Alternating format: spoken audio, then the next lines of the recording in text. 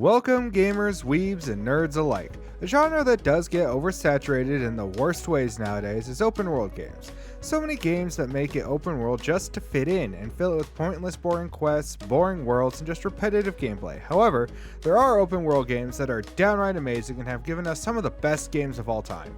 So in today's video, we go over 10 of the best open world games out there. Make sure to subscribe so you don't miss out on more key content. Without further ado, let's get into the list.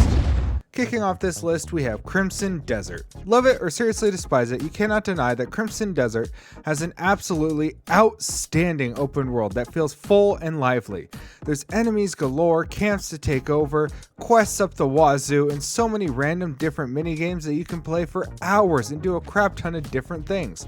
There's stuff to mine to get materials for weapons and armor, scattered ruins to explore and find all sorts of goodies hidden within, and deal with some sometimes extremely convoluted puzzles. While not everything is extremely deep or well thought out, the fact that there's this much stuff to do does feel great, especially when you do find the stuff that has a lot of time and intent behind it. And to really top it off, there's so many, and I mean a ridiculous amount of ways to traverse the giant open world. From horseback to stacking forced jumps and ziplining, to bears, wolves, and even dragons, to mechanic umbrellas and trains, this game gives you so many options for the player to explore to their heart's content. So the game is far from perfect. It definitely is one of the best open worlds you can play right now. Next up, we have Legend of Zelda Tears of the Kingdom. Speaking of creativity and player agency, very few games give you the option to literally explore the entire map on the ground, in the air, and underneath, as well as Tears of the Kingdom. With the new Sheikah abilities, you can craft and fuse quite literally anything you want. You want to make a car? Go for it. You want a giant dragon spaceship that shoots lasers? By all means. You want to build a giant fire bike? Honestly, go you. There's unlimited options, only limited by your imagination, and that's just one of the amazing things about its open world. There are shrines galore which provide you with fun, sometimes difficult puzzles to get through, Korok poop everywhere, hidden items and weapons where you least expect them, fun bustling villages and towns, a decent enemy variety to keep things fresh, and varying weather conditions to force you to use different items and equipment to traverse the world. There is an ongoing debate as to whether or not Breath of the Wild or Tears is better.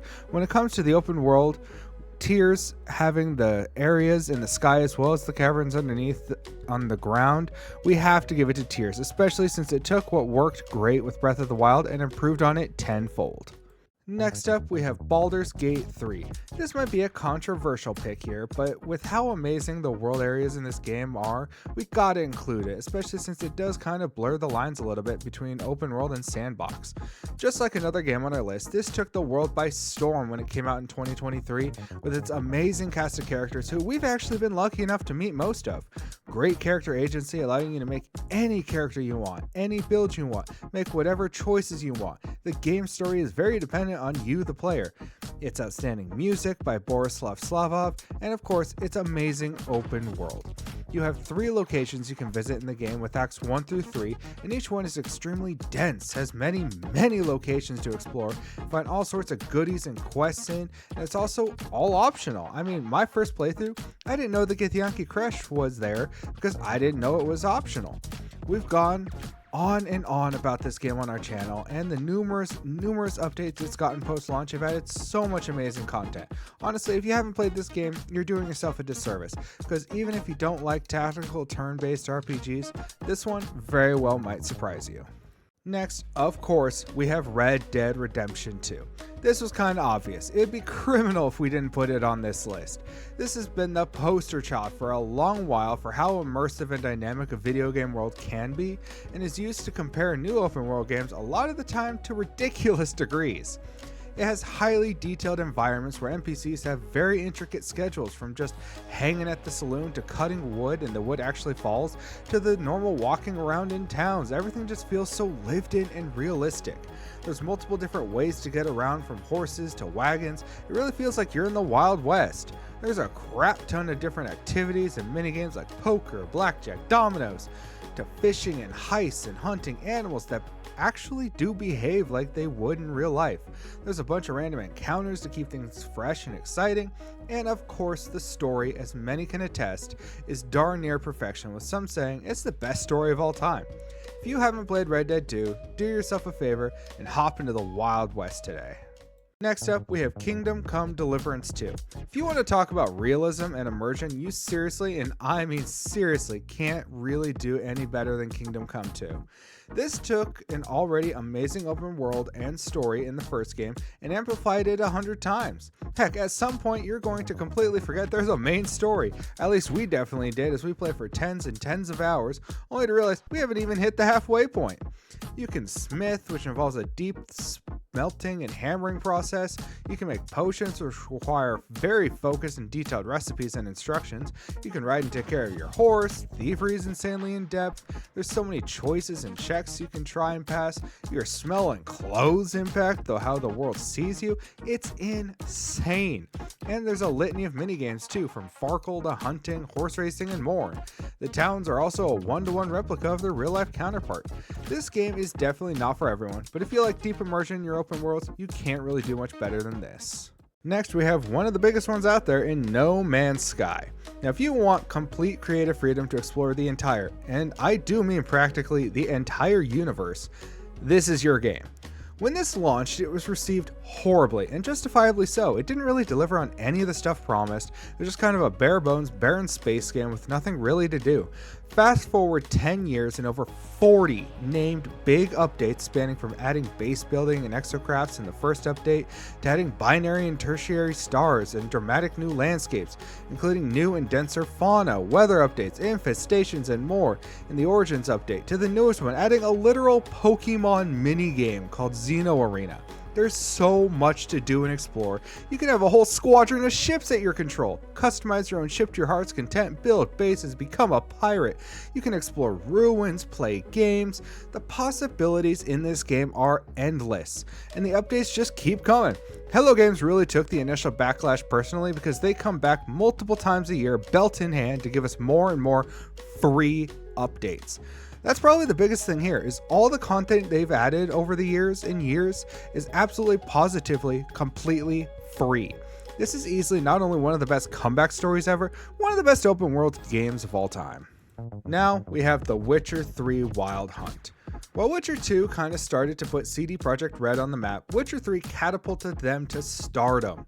I would argue when it comes to story, interactivity on the map, and all-around gameplay, The Witcher 3 is the best of all time. The world is lush and vibrant, full of stuff to do, whether it's playing Gwent, which is insanely addicting, to haggling monster hunting quests before going to take down a wide variety of different creatures that all have their own weaknesses and strengths, to fighting and brawling matches, to horse racing with the best horse of all time in Roach. Every single hobble, village, town, back alley, cave, everywhere is highly detailed, realistic, and just downright immersive.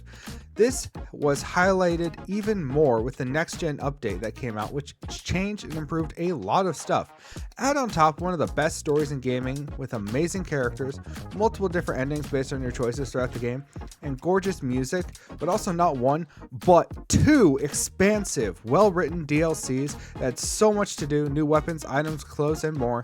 You have one of the best open world games out there. Next up, we have Elden Ring, the aforementioned game that took the world by storm. If you haven't even heard of Elden Ring, you've definitely not touched games or nerdy stuff in a long while, because this game took over. With over 950,000 people on Steam alone, and over 30 million copies sold, and multiple Game of the Year nominations and wins, Elden Ring is a generational type of game. Made by From Software of Dark Souls acclaim, this took the age-old formula and expanded it 1,000-fold. Who could have thought that the Dark Souls formula would work so freaking well in an open-world format? But by God, it did, allowing players to go quite literally anywhere as soon as they enter Limgrave. There are difficulty spikes in areas that make and guide players to a particular route. For most players, they took that as a challenge, being the masochists that they are. There is an insane amount of build variety with something viable for everyone. The world is huge, like we mean huge. Every time you thought you found everything, you stumble across something new. A new cave, a new mountain, some hidden ruins, a gateway to an entirely new area. It just keeps growing and growing. Add on top a really good story that is honestly better explained by people like Vatvidya, and one of the best boss rosters in all of gaming, and you have one of the best games of all time. Oh, and just double everything I said, bosses, map size, areas, amazingness, item quests, for the gigantic DLC too. Starting to round out this list, we have Ghosts of Yote. You could argue that Tsushima could be here instead, but we think Yote managed to do the same thing as Tsushima but improve on a lot of different aspects. The open world remains largely the same, with different villages to explore with your shopkeepers, blacksmithing, and cartographers and more. There's no minimap or markers, but instead a really amazing design of brushing up on the touchpad to have the wind guide you to where you want to go. And of course, while you're riding your trusty steed to that location, you'll find a number of different foxes or golden birds inside. Follow them instead to different hidden treasures, shrines, baths, and more. There's a really fun bounty board where you can get new armor, weapons, and tools for taking out these bandits and Ronin with your wide variety of weapons. Which that is another thing that really improved upon from Tsushima, and that's there are 13 different weapons, ranged, and quick use items in the game, allowing you to switch up your style and make each combat encounter exciting and refreshing. The only downside is the story, which isn't bad, but it isn't great either. It's just kind of your run-of-the-mill revenge story. But if you want a great open world ancient Japanese game, this is definitely one of the ones you want to get your hands on. And to round out this list, we have the end of one of the best video game trilogies of all time in Batman Arkham Knight. This was a very tough decision because on one hand, Arkham City is the better game in terms of story and characters, and you also got to think about the Spider-Man games too. But as a complete package of good story with good gameplay and exploration, we gotta go with Arkham Knight.